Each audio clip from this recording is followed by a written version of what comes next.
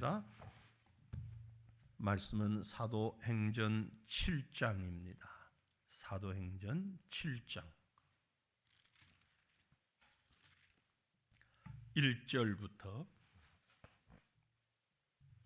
19절까지 말씀인데요. 사도행전 7장 1절부터 19절까지 말씀 한 절씩 저와 여러분이 나누어서 읽고 마지막 19절은 다 같이 읽도록 하겠습니다. 사도행전 7장입니다. 1절부터 제가 읽습니다. 대제사장이 이르되 이것이 사실이냐? 스데반이 이르되 여러분 부영들이여 들으소서. 우리 조상 아브라함이 하란에 있기 전 메소포타미아에 있을 때에 영광의 하나님이 그에게 보여 이르시되 네 고향과 친척을 떠나 내가 네게 보일 땅으로 가라 하시니 아브라함이 갈대아 사람의 땅을 떠나 하란에 거하다가 그의 아버지가 죽음에 하나님이 그를 거기서 너희 지금 사는 이 땅으로 옮기셨느니라.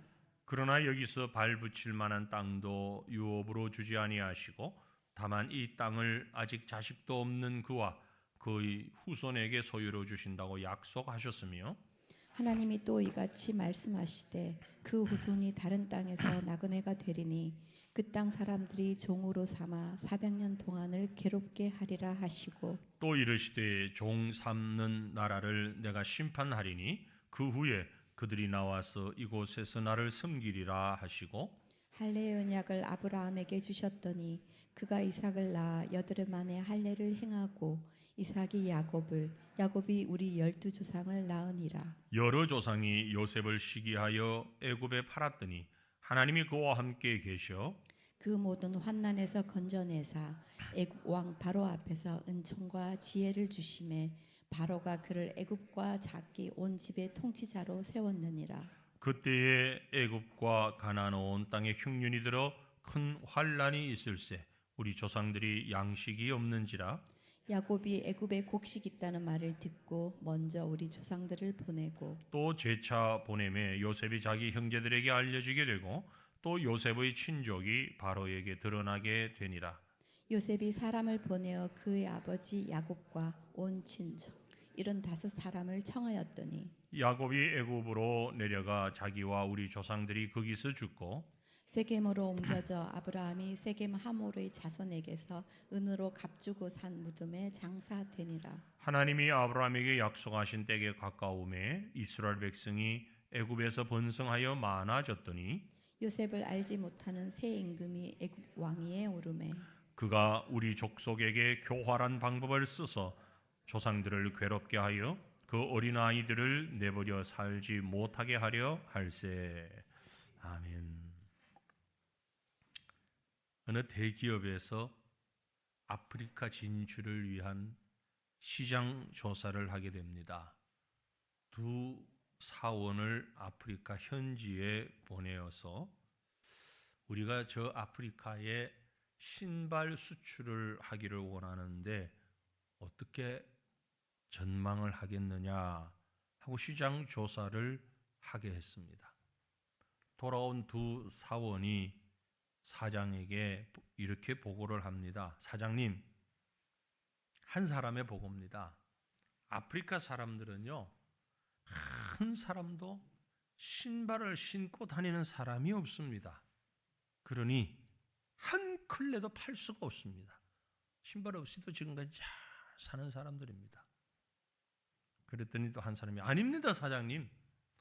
아프리카 사람들은요, 한 사람도 신발을 신고 다니는 사람이 없습니다. 그러니 모든 사람에게 다 팔 수 있습니다. 무한한 시장성을 가지고 있습니다. 누구 보고가 맞습니까? 누구 보고가 맞아요? 둘 다 맞죠. 둘 다 맞습니다. 그럼 뭐가 다릅니까? 어떻게 보는가, 시각이 다를 뿐입니다. 생각의 차이입니다. 똑같은 상황을 놓고 아주 긍정적인, 절대 긍정적인 생각을 할 수도 있고 절대 부정적인 생각을 할 수도 있죠. 스데반이 유대인들 앞에서, 많은 사람들 앞에서 설교합니다. 설교한 내용은 스데반도 알고 있고 설교를 듣는 유대인들도 다 알고 있습니다. 모두가 알고 있습니다. 한 사람은 큰 은혜 가운데 이 설교를 합니다. 그리고 다른 사람들은 분노하며 그 말을 듣습니다. 말은 똑같은 말입니다. 다른 말이 아니에요. 무슨 차이일까요? 어떤 시각을 가졌는가, 어떤 생각을 가졌는가의 차이죠. 생각에 따라서 엄청난 차이가 나는 것입니다. 스데반이 지금 장로들 앞에서, 유대교들 지도자들 앞에서 한 말 가운데 가장 핵심적으로 지금 잘못된 생각을 가져오는 그 말은 예수님 살아계실 때 하셨던 얘기입니다. 이 예루살렘 성전을 헐라 내가 사흘 만에 다시 세우리라. 이 성전은 예수님은 자기 몸을 가리켜 하신 말씀이다. 아니다. 이 사람이 성전을 모독했다. 똑같은 말을 가지고 그 얘기를 서로 싸우며 예수님을 향해서도 고소하고 예수님을 십자가에 못 박게 된 여러 가지 이유 가운데 매우 중요한 고발건 가운데 하나였거든요. 그 말이. 스데반이 지금 같은 얘기를 이 유대 지도자들 앞에서 하고 있습니다. 그랬더니 오늘 7장 1절에 대제사장이 이르되 이것이 사실이냐? 라는 질문을 합니다. 뭐가요? 뭐가 사실이냐는 거죠. 앞에서 6장 8절에서 15절에 나타난 성전에 관한 유대인들의 잘못된 생각을 바로잡으면서 하나님에 대한 바른 이해, 하나님이 하시는 일에 대하여서 바른 복음을 변정하는 스데반의 말을 듣고 네가 하는 말이 사실이냐? 정말 하나님이 그러냐? 라고 얘기하고 있는 거예요. 그러니까 지금 중요한 초점은 어디에 있냐면 성전에 대한 이해도입니다. 성전에 대하여 바르게 이해를 하고 있냐 아니냐. 유대인들이 가지고 있었던 성전이 지닌 의미는 하나님과 동일인데 하나님과 성전은 동일인. 그 유대인들이 가지고 있던 생각이에요. 다윗도 마찬가지예요. 시편 27편 4절에 보면 내가 여호와께 바라는 한 가지를 곧 그것을 구하리니 곧 내가 평생에 여호와의 집에 살면서 여호와의 아름다움을 바라보며 여호와의 집에 살면서 성전에 살면서 여호와의 아름다움을 바라보며 그러니까 여호와의 집에 있는 것이 여호와 안에 있는 것이고 그 성전의 아름다운 모습이 여호와의 아름다운 모습이다. 그것을 바라보고 그래서 그 성전을 사모한다. 그렇게 얘기하고 있는 거예요. 지금 여기서 핵심적인 부분이 뭐냐면 유대인들의 머릿속에는 하나님은 어디에 계신다? 성전에 계신다. 저 성전이 곧 하나님이다. 맞는 말 같은데 틀렸어요. 뭐가 틀렸습니까? 하나님이 성전에 계신다. 하나님이 예배당에 계신다. 그러면 그 말은 다른 말로 하면 무슨 말이에요? 하나님이 성전 이외의 장소에는 안 계신다 그 말이잖아요. 예배당에 가서 하나님 만나자. 그럼 예배당에 하나님 계신다. 그럼 집에는 하나님이 안 계시잖아. 그런 의미거든요. 그래서 지금 예수님도 스데반도 그게 틀렸다고 얘기하고 있는 겁니다. 유대인들이 가지고 있던 성전에 대한 생각이 잘못됐다. 하나님에 대한 생각 잘못됐다. 이 얘기를 하면서 이제 7장에 스데반이 설교를 하는 겁니다. 그 내용을 가지고 설교를 하면서 우리가 읽었던 것은 2대지까지 읽었는데요. 2절부터 8절에 아브라함 중심으로 아브라함과 족장 시대에 대한 설명을 했고 두 번째 대지가 9절부터 19절까지 요셉과 애굽에서 지났던 시절에 함께 하셨던 하나님에 대해서 말씀하고 있어요. 그리고 우리가 읽지 않았습니다. 뒤에 20절부터 44절에는 모세와 출애굽과 광야 이 과정 속에 계셨던 하나님. 그리고 45절에서 마지막에는 다윗과 솔로몬의 왕국 가운데 계셨던 하나님을 얘기하고 있어요. 왜 이렇게 유대인들도 뻔히 아는 너무나 잘 아는 역사를 이렇게 구분해 가면서 역사 공부하는 시간도 아닌데 사도행전 7장을 보면 유대인의 역사가 쭉 나오잖아요. 왜 얘기를 할까? 얘기를 하는 이유가 있어요. 목적이 있어요. 그게 뭔가? 사실 오늘 우리에게 하시는 말씀이에요. 그 말씀의 내용 핵심은요.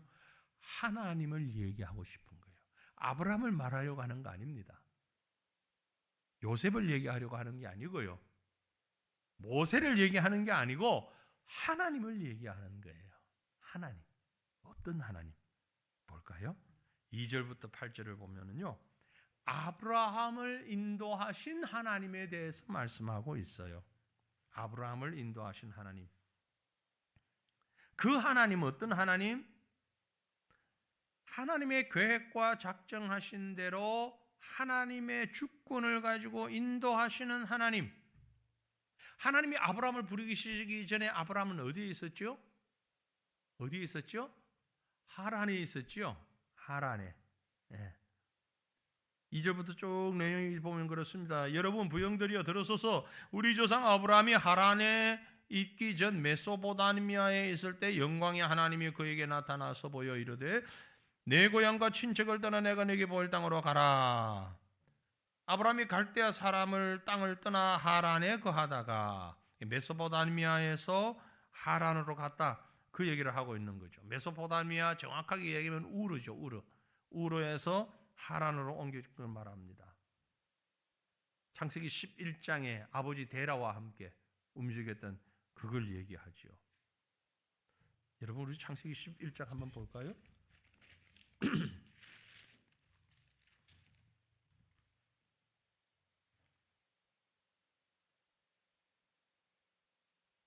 창세기 11장 27절입니다. 데라의 족보는 이러하니라. 데라는 아브람과 나홀과 하란을 낳고 하란은 롯을 낳았으며 하란은 그 아비 데라보다 먼저 고향 갈대아인의 우르에서 죽었더라. 아브라함과 나홀이 장가들었으니 아브라함의 아내의 이름은 사레며 나홀의 아내의 이름은 밀가니 하란의 딸이요 하란은 밀가의 아버지였고 이스가의 아버지더라. 그리고 이제 쭉 나옵니다. 여기 아주 제가 읽자고 한 이유가 여기에 있습니다. 재미있는 표현이 있죠. 지금 데라의 족보는 이러하니라. 데라 중심의 얘기를 하고 있잖아요. 그런데 데라에게 아브라함과 나홀과 하란이라는 자녀가 있었다라고 말하면서 아브라함을 얘기하는데 29절에 보면 아브라함과 나홀이 뭘 했다? 아브라함과 나홀이 뭘 했다? 장가들었다. 아니 생뚱맞게 여기서 장가들었다는 말이 왜 나와요? 네? 여러분 성경 읽으시면서 이런 걸 한번 생각해 보셨으면 좋겠는데 쭉 읽다가 데라의 얘기를 하잖아요 지금. 그죠? 데라의 족보는 이러하니라 라고 말했죠. 그래서 데라를 얘기하다가 아브라함을 말하는데 아브라함이 장가들었다. 장가들었다는 얘기는 가정을 이루었다. 무슨 얘기입니까 지금 이 얘기가? 왜 이런 말씀이 기록됐다고 봅니까? 우리가 성경을 보면서 여러 가지 상황, 제가 지난 토요일에 우리 교사 세미나 하면서 잠깐 말씀을 드렸었는데요. 성경을 보는 방법, 시각 이런 것들을 잠깐 말씀드렸었는데 왜 이런 말씀이 기록됐는지를 생각을 해야 돼요. 그럼 뭡니까? 지금 데라의 가족이 우르를 떠나서 가나안 땅으로 가고자 하여 하란에 머물잖아요. 이 여정에 대한 책임이 마치 데라가 인도하는 것처럼 데라가 주도한 여행인 것처럼 기록을 시작했습니다마는 아브라함에게도 책임이 있다 없다? 있다는 것을 말하고 있습니다. 그걸 얘기하기 위해서 아브라함이 장가들었다고 표현을 한 거예요. 결혼을 했다. 어린아이가 아니었다.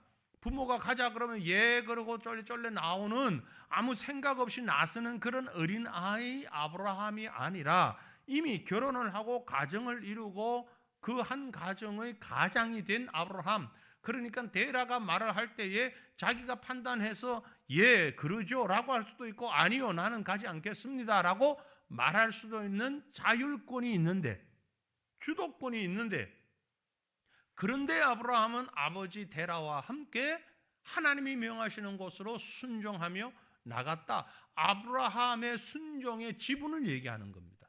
전적으로 데라가 이 길을 앞선 것이 아니라는 거죠. 아브라함이 장가들었다. 아브라함이 이미 결혼을 했다. 그만한 나이가 되었다. 즉 하나님이 데라를 부르셨지만 그것은 아브라함을 부르심도 거기에 포함되어 있다라는 겁니다. 그래서 하나님이 아브라함을 부르셔서 아브라함이 우르에서 하란에까지 옮기게 됩니다. 가나안까지를 가지 못하고 하란이라는 중간 지점에 머물게 되었다 이 말이에요. 그리고 이제 12장에 가면, 창세기 12장에 가면 하나님이 아브라함을 부르시는데 그 부르심의 방법이 지속적인 부르심입니다. 한순간 부르고 마는 것이 아니라 지속적인 부르심. 이 얘기를 지금 스데반이 하고 있는 거예요. 오늘 우리가 읽은 본문 사도행전 7장에 가보면 지금 스데반의 얘기는 그 말입니다. 하나님이 아브라함을 부르셔서 우르에서부터 하란으로, 그리고 하란에서부터 이 가나안 땅으로 인도하셨다. 그런데 이 가나안 땅에 인도하셨는데 발붙일 만한 땅도 주지 아니하셨다. 발붙일 만한 땅도 주지 않고 후손들에게 400년이나 지난 후에 이 땅에 올 것이라고 약속하셨다. 그리고 아브라함이 어디로 가게? 애굽으로 가게 만드셨다. 4절, 5절 지금 그 얘기를 하고 있는 거예요. 애굽으로 내려가게 하시고, 그리고 애굽에서 모은 재산들을 가지고 다시 가나안으로 올라오게 만드셨다. 하나님께서 아브라함을 부르셨는데 우르에서 하란으로, 하란에서 가나안으로, 가나안에서 다시 애굽으로, 애굽에서 다시 가나안으로. 이건 뭘 의미하는 겁니까 지금? 뭘 의미해요? 뭐 그때 비행기를 타고 다닌 건 아닙니다만은 내가 비행기로 그려놓았는데 하나님이 명하시는 대로 막 옮겨 다녔어. 지금 옮겨 다녔다라는 것을 강조하고 있는 거예요. 하나님이 아브라함을 부르셨는데 여기로 옮겨 다녔다. 왜 이 얘기를 강조할까요? 앞에서 제가 말씀드렸잖아요. 성전에 관한 생각을 할 때 유대인들이 가지고 있는 잘못된 생각은 하나님은 어디에만 계신다? 성전에만 계신다라고 생각한 거예요. 성전에만 계시는 하나님으로 알았는데 봐라, 스데반의 얘기는 봐라, 하나님이 우리 조상 아브라함을 부르실 때에 우르에서 부르셨고 하란으로, 가나안으로, 애굽으로, 다시 가나안으로 이렇게 인도하실 때 그러면 하나님은 성전에 계시면서 어떻게 하셨겠느냐? 하나님이 아브라함이 가는 곳마다 다 함께 하셨다. 즉 하나님은 어디에나 계시는 하나님이다. 성전뿐만이 아니고 집에도, 예루살렘뿐만이 아니고 가나안뿐만이 아니고 애굽뿐만이 아니고 하란에도 어디에도 계시는 하나님. 시편은 그 하나님에 대해서 이렇게 노래합니다. 시편 139편 7절에서 10절 같이 읽어볼까요? 내가 주의 영을 떠나 어디로 가오며 주의 앞에서 어디로 피하리이까? 내가 하늘에 올라갈지라도 거기 계시며 스올에 내 자리를 펼지라도 거기 계시니이다. 내가 새벽 날개를 치며 바다 끝에 가서 거주할지라도 거기서도 주의 손이 나를 인도하시며 주의 오른손이 나를 붙드시리이다. 아멘. 하늘에 올라갈지라도 주님이 거기 계시고, 스올이 어디죠? 지옥이죠. 가장 낮은 곳 지옥에 내려갈지라도 거기 계시고, 새벽 날개를 치며 바다 끝에 갈지라도 거기 계시고, 주의 손이 나를 인도하시고 주의 오른손이 나를 붙드십니다. 어디에 가든지 하나님 계신다 이 말. 하나님이 아니 계신 곳이 없다. 왜? 하나님은 모든 곳에 계시기 때문에, 영이신 하나님이시기 때문에. 심지어 야고보서는요, 야고보 1장 17절에 정말 멋진 표현을 했습니다. 온갖 좋은 은사와 온전한 물건 선물이 다 위로부터 빛들의 아버지께로부터 내려오나니 그는, 하나님은 변함도 없으시고 회전하는 그림자도 없다. 회전하는 그림자도 없다. 왜 그럴까요? 안 계신 곳이 없기 때문에 그런 거죠. 안 계신 곳이 없기 때문에. 우리가 지금 불빛에 손을 들면 그림자가 뒤에 비칩니다. 그림자가 왜 비칩니까? 뒤에는 이 손이 없으니까 그림자가 뒤에 비치는 거죠. 그러나 앞에도 있고 뒤에도 손이 있고 다 있으면 그림자가 안 비쳐요. 하나님은 모든 곳에 계시기 때문에 그림자조차 없다. 안 계신 곳이 없다. 어디에나 계신 하나님, 성전이라는 한 장소에 묶어두지 말자, 이 얘기를 하고 있는 겁니다. 여러분, 하나님을 교회당에만, 예배드리는 장소에만 묶어두지 마시기를 바랍니다. 성도들이 모인 곳에만 하나님이 계신다고 묶어두지 마십시오. 예배드리는 시간에만 하나님이 계시지 않습니다. 하나님은 모든 곳에 계십니다. 모든 곳에. 미국에서 어떤 무신론자 학생이 칠판에다가 낙서를 했답니다. God is nowhere. God is nowhere. 하나님 없다. 그랬더니 한 친구가 나가서 살짝 단어를 고치지도 안 하고 띄어쓰기만 다시 해서 썼어요. God is now here. 그죠? 있는 글자를 살짝 옮겨 넣기만 했습니다. 하나님은 지금 바로 여기에 계신다. 모든 곳에 계신다. 안 계신 곳이 없다. 믿으시길 바랍니다. 아브라함을 보면서 우리는 그 하나님을 깨닫게 됩니다. 나아가서 8절로 11절은 야곱과 그 가족들을 인도하시는 하나님이에요. 스데반인지 이 설교를 통해서 야곱을 지키시고 그와 함께 하신 하나님의 사람들을 생각하게 합니다. 요셉의 얘기가 주로 이룹니다. 그러나 엄격히 말하면 요셉의 일은 구속사적인 측면에서 야곱의 일대기입니다. 창세기를 쭉 읽다 보면 창세기 37장에 야곱의 족보는 이러하니라 해놓고 요셉 얘기를 해요. 성경을 잘 보면은요, 야곱의 족보가 이렇다 해놓고는 요셉, 그러니까 요셉의 얘기는 야곱 얘기 속에 포함되어 있는 겁니다. 그 시각이 요셉은 야곱 안에 있는 것이죠. 요셉의 얘기를 하는 이유가 뭘 것입니까? 여러분, 우리가 좀 전에 읽었는데 본문에 보면 8절 이후에 19절까지 8절에서 19절까지를 쭉 읽어 나가는데 지금 야곱의 얘기를 하면서 가장 많이 나오는 단어가 있습니다. 그건 뭘까요? 야곱 얘기에서 가장 많이 나오는 단어 뭔 것 같습니까? 애굽이라는 단어입니다. 애굽. 그러니까 이 얘기를 하는 의도가 거기에 있다는 것을 분명히 보여주고 있는 거예요. 왜 이스라엘 백성이, 야곱이 애굽에 가서 살게 되었느냐?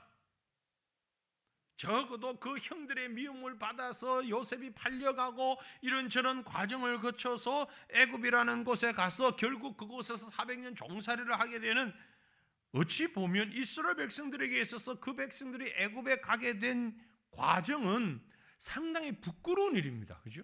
형제들이 동생을 인신매매범들에게 팔아넘김으로 인하여서 애굽을 가게 된 거잖아요. 사건의 발단은 거기서부터 시작됐잖아요. 그러니까 역사를 쭉 훑어보면 상당히 부끄러운 역사예요. 그럼에도 불구하고 하나님은 그 부끄러운 인간들의 역사, 조상들의 역사 속에서 그 역사를 이루어 가시면서 하나님의 일을 하신다는 거죠. 하나님은 어디에나 계시면서 동시에 언제나 일을 하시는데, 우리가 하나님 앞에 바르게 살고 바르게 예배하고 바르게 하나님과의 관계가 형성되었을 때만 일하시는 것이 아니라, 때로는 그들이, 하나님의 백성들이 하나님의 뜻을 거스르고 형제간에 행하지 못할 일을 하고 그래서 애굽에까지 내려가게 되는 정말 부끄러운 일을 행하는 그 순간에도, 그 일을 통해서도 하나님은 일하신다. 여러분, 우리 하나님은 우리가 하나님 앞에 나와서 예배하고 하나님 앞에 나와서 찬양하고 기도할 때 우리를 위로하고 격려하고 우리와 함께 해주실 뿐만이 아니라, 우리의 직장에서, 일터에서, 혹은 우리가 하나님이 아닌 세상을 쫓아서 엉뚱한 죄악된 일을 행하고 있을 그때에도 하나님은 우리를 버리지 아니하시고 내치지 아니하시고 그 속에서도 우리와 함께 일하시는 하나님이라는 사실을 믿으시길 바랍니다. 때로는 우리가 이 사건, 어떤 사건을 지나가면서 하나님 지금 뭐 하십니까? 왜 이런 상황에서 하나님 일하지 아니하십니까? 라고 한탄할 수 있는데, 그럴 때 하나님은 우리보다 더 깊숙이 우리 속에 들어와 일을 하십니다. 유대인들이 대량 학살을 당했던 역사가 있죠. 독일 아우슈비츠 수용소. 그래서 유대인들이 엄청난 학살을 당했잖아요. 그 현장에서 죽어가던 유대인들이 눈물을 뿌리며 하나님 앞에 기도했답니다. 하나님 어디 계십니까? 그 안에 있는 유대인뿐만이 아니고 바깥에 본국에 있는 다른 모든 유대인들, 전 세계에 흩어져 있는 유대인들이 그 독일의 아우슈비츠 수용소에 있는 유대인들을 생각하면서 하나님이 살아계시면 어떻게 이런 일이 일어날 수 있는데 하나님은 침묵하고 계십니까? 왜 이러십니까? 그렇게 호소하고 기도하고 눈물을 흘렸는데 아무 일도 일어나지 않았습니다. 결국 엄청난 유대인들이 거기서 죽음을 당하고 말았습니다. 인격은 하나도 찾아볼 수가 없고 가스로 인하여서 수많은 사람들이 몰살당하다시피 했습니다. 나중에 연합군이 그 수용소를 탈환하고 수용소 벽에 적혀있는 글귀를 보고 깜짝 놀랐답니다. 그게 찬송가 가사가 쓰여져 있었습니다. 수용소에서 죽어가던 사람들이 어떤 가사를 써놓았을까요? 그 크신 하나님의 사랑 말로 다 형용 못하네 적어놨더라요. 그들은 그곳에서 하나님의 너무너무 큰 사랑을 깨닫고 있었던 거예요. 외부에서 볼 때는 아니 하나님 계시면 왜 이러십니까? 라고 불평했는데 정작 그들은 그 크신 하나님의 사랑 말로 다 표현할 수 없네. 말로 다 형용할 수 없네. 그 지옥 같은 수용소에서 하나님의 사랑을 느끼고 있었던 거예요. 하나님이 함께 계심을 깨닫고 있었던 것이죠. 비록 야곱이 애굽으로 내려갔습니다. 요셉으로 인하여서. 그리고 그곳에서 종살이를 하면서 400년의 시간을 지났습니다. 이스라엘 백성들은 그것이 정말 억울하고 정말 부끄러운 그런 역사로만 알고 유대인들은 감추고 싶은 역사였지만 스데반은 지금 그게 감추고 싶은 역사가 아니었다고 말합니다. 그 속에서 하나님이 계셨다는 것을 얘기하고 있는 거예요. 그 압제받는 삶 가운데서 하나님이 계셨고 그 하나님께서 지금 우리를 구원하시기 위하여 육신을 입고 이 땅에 오신 예수 그리스도시다. 하나님은 어디에나 계신다. 하나님은 어디에나 계시고 특별히 우리가 고난당할 때 아파할 때 하나님이 없는 것처럼 보여질 그때에도 하나님은 우리와 함께 계신다. 이 사실을 얘기하고 있는 거죠. 스데반의 설교가 얼마나 정말 가슴을 울리는 설교였는지 모릅니다. 사랑하는 성도들이여, 오늘 우리가 함께 주님 앞에 기도할 때 꼭 붙잡고 싶은 말씀은 바로 이 말씀입니다. 하나님은 어디에나 함께 계십니다.